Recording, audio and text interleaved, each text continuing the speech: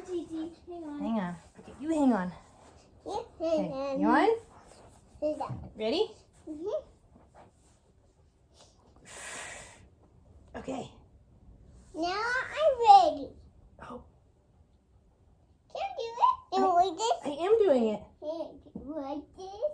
And do like this? Oh, like this? That part? Yeah. Okay, usually I don't like this What part? stuff, but... And like this what do you do? Like this? No. How do you want me? Like this. Like this? No. It's a froggy. Not a froggy. Not a froggy. So how do you want me? Whoops. Upside down. Can I do a froggy? Can I do a froggy? Yeah, froggy like this. Dude, What do you do? I know we're watching this because he did basically a new update. Yeah. Oh. I do it. Whoa! Slide. A slide. TT slide. Okay, I'm ready to be done with this. Can I be done? No. No? You slide down? I want more. Like, Oh, I don't want more. I want to sit down on the couch. no. Oh, this is sticky. What? Oh my god! This is Bowser. Hey, hold on. Hey, stop. I got you. Oh, you wanna watch our video? Can you walk with me? Yep, I'm with you. Over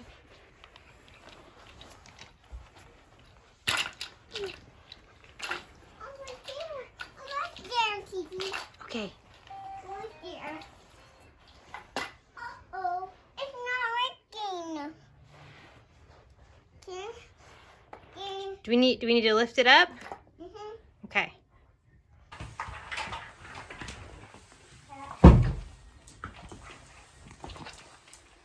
Cheese. Okay. Say cheese. Cheese. Say cheese. Say cheese. Cheese!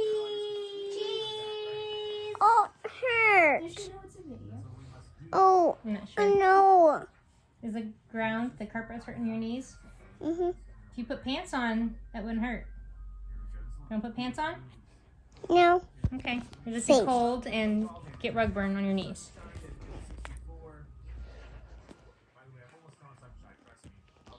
Charlie the filmmaker. It's boo-boo. Boo Boo. Boo Boo Productions.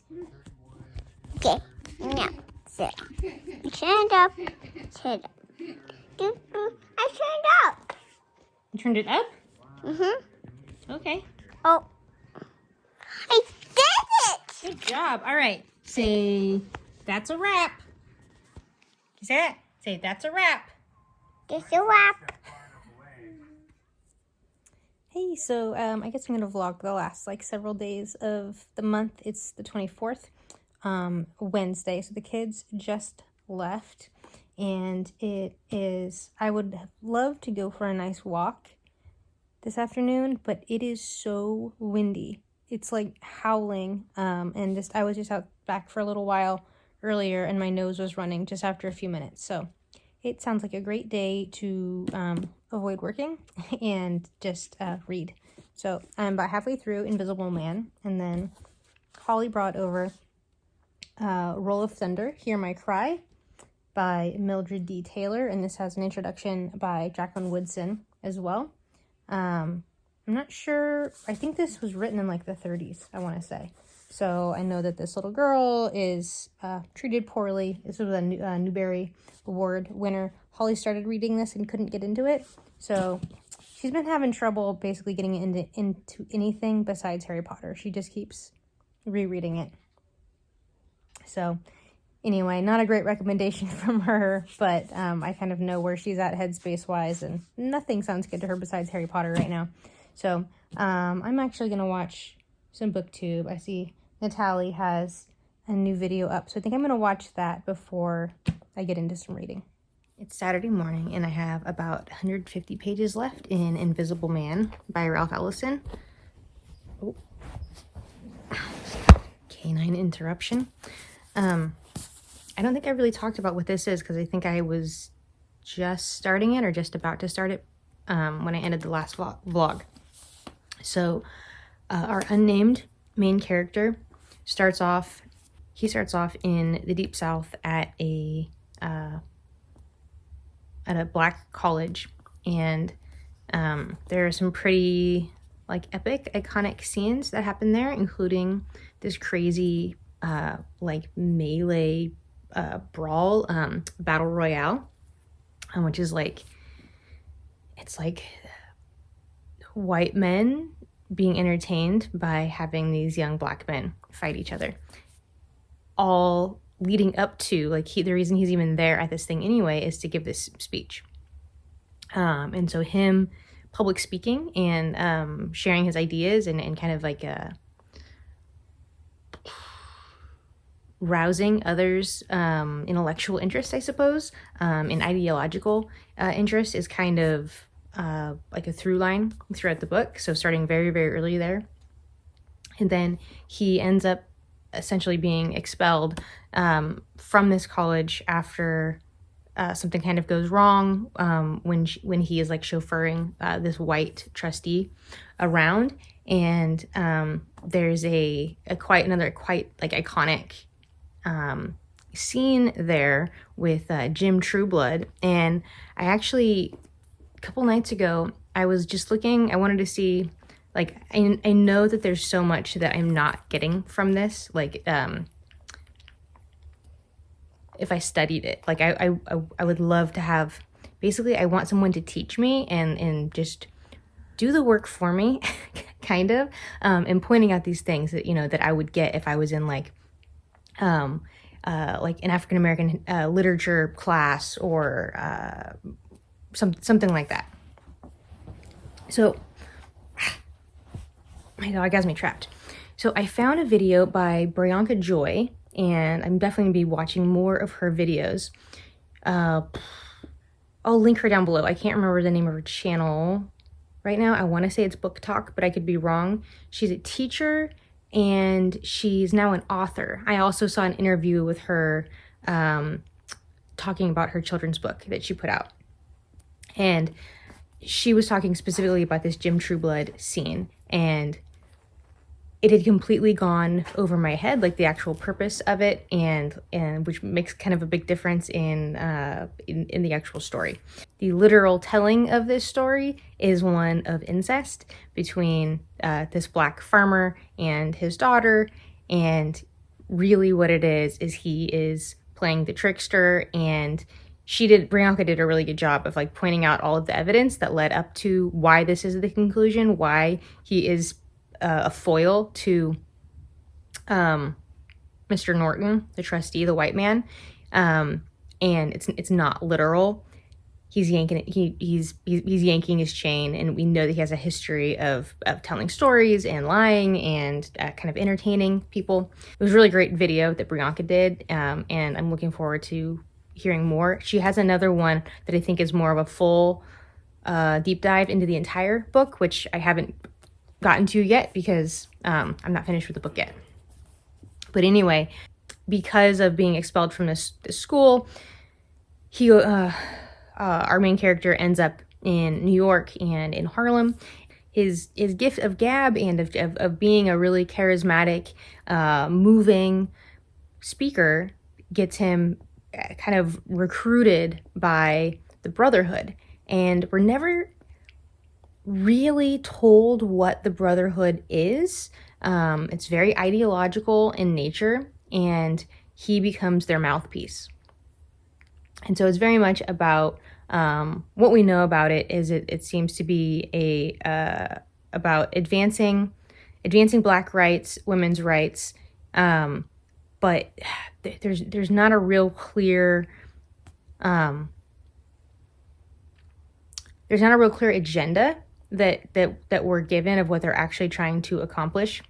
And our unnamed character is very much just kind of told what to do. He's giving the talking points, so he's the mouthpiece. He's great at doing that, but it doesn't seem to be his own thoughts and ideologies. That's still kind of unclear what that actually is. So he's trying to kind of figure himself out, figure out the world and where he fits in it.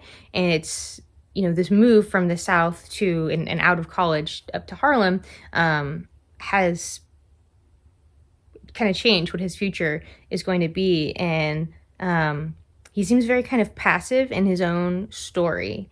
And a lot of things have happened to him. He's been led to, pulled into certain things. And yeah, there's not much sense of him taking control of things, even though he has this great power kind of when he's on stage, of changing other people's hearts and minds and moving other people. He seems to be kind of stuck in his own self. So anyway, I don't really know where this is going to go. Like, he's still, up to this point, he's still visible. Like, he's not invisible. There are lots of juxtapositions between black and white, but then also at the same time, we're introduced to these characters that never really sure, is this a black person or a white person? So I think that's kind of interesting.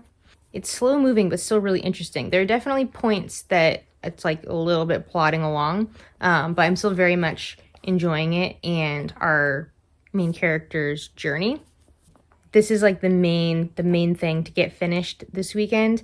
I have like a hike and then happy hour kind of thing, a masked hike, and then happy hour with my Active 2030 Club later this afternoon.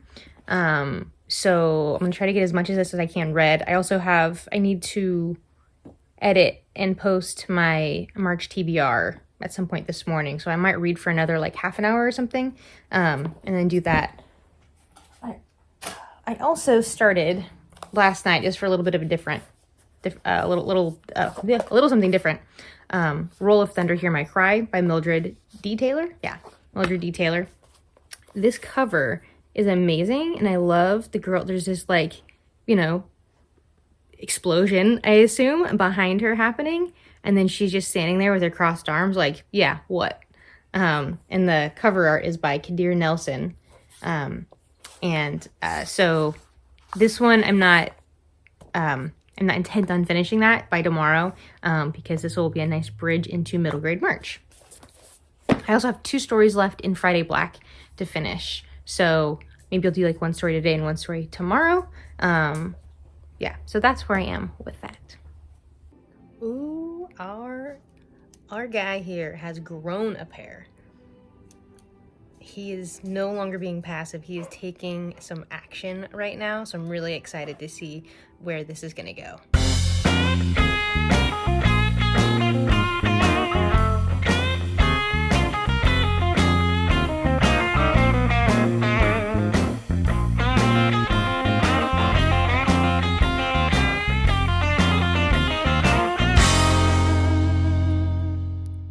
It is a beautiful afternoon here. It's like 5:15 on Saturday. It turns out I was a week early for that hike I thought we were having. It's not even a hike, it's a walk. It's on a paved trail. It's on the Johnny Cash Trail, which is paved, so it's not a hike. That's next Saturday. So I've just been doing kind of some like laundry and stuff like that and reading Invisible Man. And then I just came back from going to Dad's Kitchen, which is a local restaurant and bar kind of deal, and they already had a covered patio with like those like plastic roll up, fold up kind of window thingies. And so since it's shut down, they just made these like really awesome wooden, not exactly walls, there's like panels that come out, so when it's warmer those are pulled out, and then they have really nice like ceiling mounted, it's not even ceiling, like rafter, whatever, mounted heater guys. And I love going in there, I love going in there with a book and having a beer and dinner. So I did that. And I live in the suburbs, and so it's it's not that often, or it's not that common to have non-chain establishments of any kind. And so when you do have those, it's really nice to support them. Come on. So when you do have those, it's really nice to support them. And there are 2 locations. There's one in Sacramento and one. It's literally just, I drive through the neighborhood to get there. I don't even go out onto like a main street. Invisible Man, he's becoming invisible. I thought there might actually be some sort of, actually, we have a little free library right here. Let's take a peek. If there's anything. That actually, it might be my copy of Unbroken in there.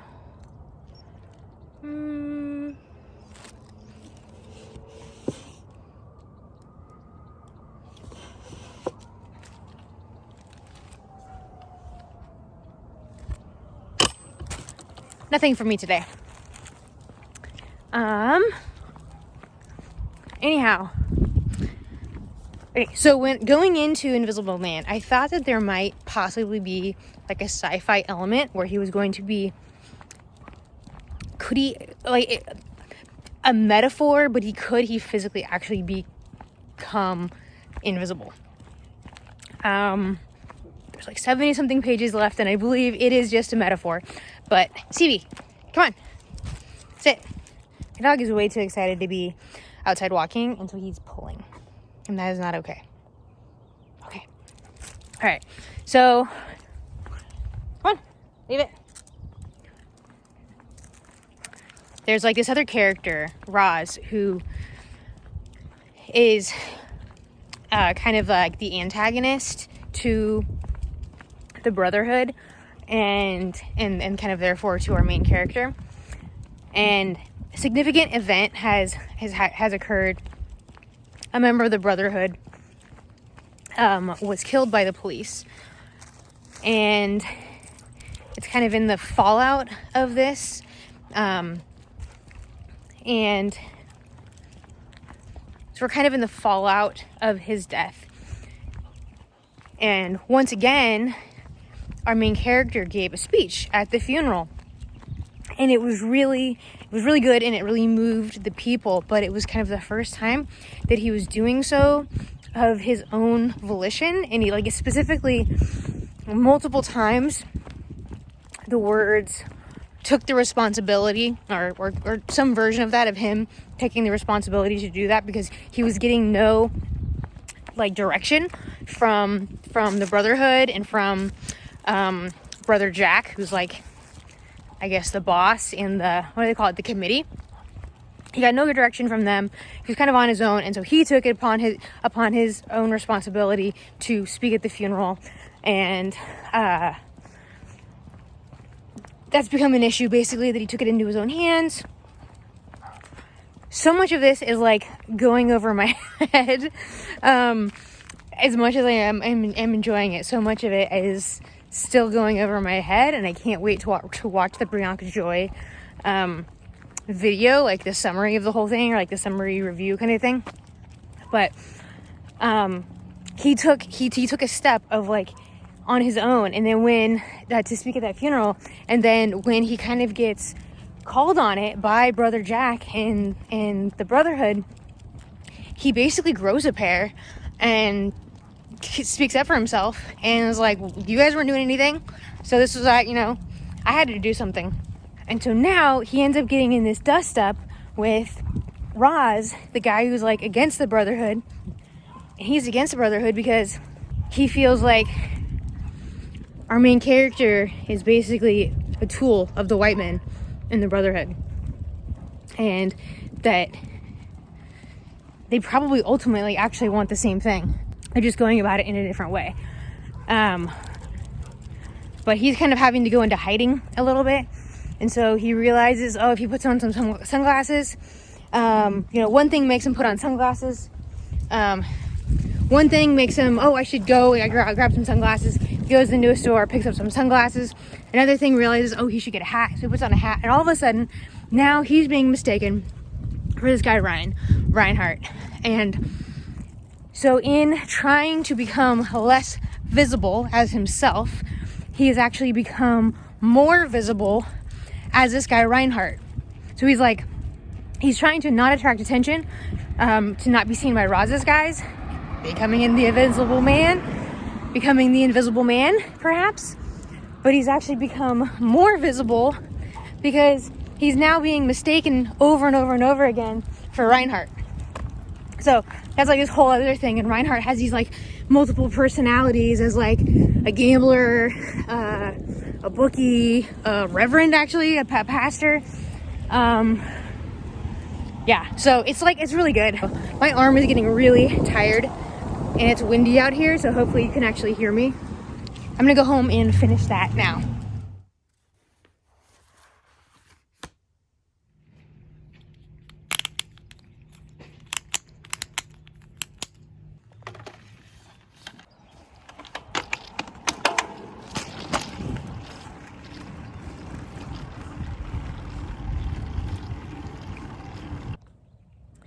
Have you ever seen a book review from someone wearing a bike helmet?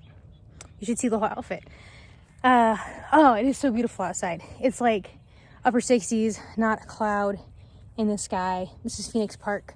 Near my house is actually right down the street from the restaurant I was at yesterday afternoon. This actually used to be a airport, Phoenix Field. The neighborhood right there, which is the neighborhood next door to mine, is called Phoenix Field. And actually, Joan London, if you're old enough to know who Joan London is, her last name is actually Blunden originally. Her dad used to be a local, he was a doctor in the Sacramento area, and he used to fly, and he flew out of this airport, and he actually died in a plane crash. In one of the streets in Phoenix Field is called Earl Blunden Way or Drive or whatever. So anyway, I was just out driving around, delivering like goodie bag packages to the top 3 people who won my last challenge for my business, and listening to baseball. Oh my gosh, it's a sunny day with no clouds in the sky, and I was listening to baseball on the radio. It just makes me so happy. Spring is here unofficially. So it's just been a really, really good day, and it started off by finishing Friday Black. I can't off the top of my head remember the author's last name. I don't want to try it and botch it. A really, really good short story collection. I'd heard a lot about it, I want to say like 2 years ago it came out, and I picked it up in this really cool independent bookstore, Walden Pond Books in Berkeley, I think, or Oakland, one of those, somewhere in the East Bay. Really, really cool spot, and really, really great short story collection. It's a combination of, there are some kind of realistic stories that could just take place in today's world. There are some that are more of have a speculative to sci-fi kind of bend to them. They definitely touch on some triggering topics, suicide, abortion, kind of casualness of life, consumerism. Really, really good though, and I would love to see, what he puts out next, and actually to search out if he has anything else out. I want to see, from what just I had read on the back of the book, I think he's maybe been involved, he may be in some anthologies, but I don't know if he has any other personal works published yet. But anyhow, I'm excited. I finished 2 books, since last night. If I read anything today, it'll be anything more today. It will be, what is that book called? Hear of Roll of Thunder, Hear My Cry, or whatever that one is. I had to stop by Target earlier today, and I picked up Brown Girl Dreaming by Jacqueline Woodson. They had a bunch of Black authors on sale, and so I picked that up for like $9, I want to say. So it's one I've had on my eye on for a while, so it fits perfectly with middle grade March. Not like I didn't have enough to read already, but anyhow, whenever I get to it, that was a cool price to pick that up at. And yeah, I think I should stop talking and get back to moving and enjoying this beautiful day.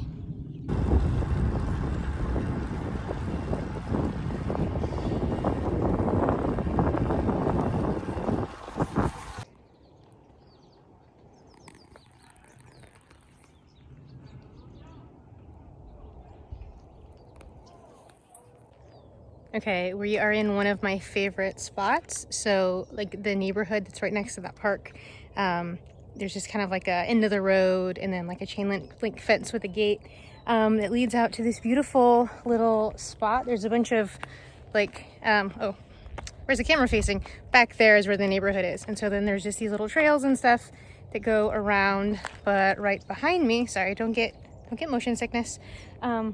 Right over here is Lake Natoma, which is it's a lake. It's a man-made lake. It's the portion of the American River between two dams, between the Nimbus Dam that way and the Folsom Dam that way. And the first time I ever like explored over here, I was running and I was like, actually, I think I took a picture like exactly at this spot because it goes downhill right here. And I was hearing this noise off in the distance. And it was like, 7:30 in the morning or something. I'm out on this early morning run, and this was several years ago, probably within the first year or so that I bought my house over here. And it was the crew teams. And Lake Natoma is actually one of like the one of the best places for rowing in the country. The NCAA championships happen here, and it just happens to do with like the way that the wind is and the way that it's I can't think of the word, but when you like dig out the under part of a river, it just works out perfectly. And so there's a period in late spring where like it's full of a bunch of college kids are everywhere. It's really cool to go see it because there's the bike trail goes around the lake, and so there are like these viewpoints where you can pull off, and people will be in the middle of their run, the middle of their bike ride or whatever, and they'll just be like standing over and watching. It's really, really cool. So early in the morning sometimes you'll hear them. They have the the megaphone thingy, and they're calling out to their crew. So pretty cool spot. There's so many people out too, and there's just a beautiful view up here. Right now this is all green because we're in our rainy season, if you can call it that for California. But it's just so gorgeous out here, and it just makes you take a nice deep breath. And I need to be better at getting back out here on a much more regular basis. The lake there, the foothills are in the distance. I can see, it's not going to pick it up on the camera, but I can see snow on the Sierras off in the distance as well. So yeah, it's just an amazing place. And I mean, this is my backyard. Yay. Okay, I don't know if you're going to be able to see this, but right there, there's kind of a dark patch before that like sandy thing. That is a bunch of horses. So there's a horse stable down there, and people out there riding. So that's pretty cool. Which is really neat. Dredging, that's the word. The way the lake is dredged makes it perfect for rowing. So there's just kind of really cool open spaces down here between like the neighborhood and the hills and the water. And then back here, back behind, these are all these mounds of the river rock. That's basically where they like keep all the river rock that they've dredged. And then just how beautiful is this over here? These people's houses just back right up onto this great little green space, and the trails before it goes off down the hill. Oh yeah, by the way, I'm on my road bike. I don't have a mountain bike anymore. This is definitely not where you should be riding your road bike. Road bikes are meant to be ridden on road. So hopefully I don't pop a tire. I at least have one spare tube, and I'm not that far from home in case there's a problem. And this is a pretty flat trail, but it would be a lot more fun if I was on a mountain bike right now. That was so stupid, but so fun. It's like a roller coaster. My hands are like cramping from having to brake so hard. Don't do that on a road bike. It is really a testament to 35 years riding a bike, feeling really comfortable with my bike handling skills, that I did not just crash. Woo! You can tell a lot about people by what is in their car. Golf clubs, golf balls, filming equipment, foam roller, kettlebells, dumbbells, mat.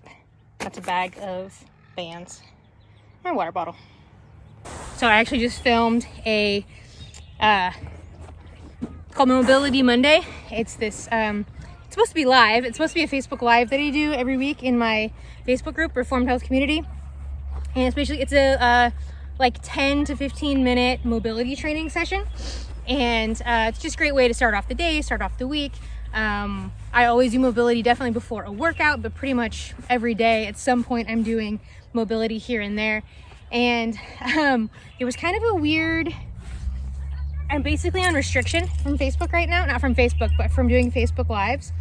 A comment I made on a Christian Facebook group that I'm in was reported or something, and I got restricted from it. And all, like, I don't even know what the actual content was, because someone was asking, like, hey, I posted this thing, I can't find it, how do I find it, or whatever. And all I could tell when I got like the notification was I searched, or I had written, hey, I just searched your name and I found this. Is this what you were talking about? And I like shared the thing that this person was asking for. I have no idea what it actually was because that content had been removed. And so I'm in like Facebook jail right now. So I can still post things. So instead of doing my Facebook Live in the group, I'm having to record it and post it. But that also means that because it's recorded, and not live, I can actually post it to my YouTube channel as well, my Reformed Health Coach YouTube channel. So if you're interested in knowing what the heck I'm talking about, you can check out my Reformed Health Coach YouTube channel, which is always linked in the description box. And always, if you're interested in being healthier, my Reformed Health Coach, my Reformed Health Community, my Facebook group is always linked in the description box as well. I'm gonna do what I was talking about earlier. I'm back at the same park, by the way. Got my wiffle balls, got my golf clubs, and I'm gonna get some swings on.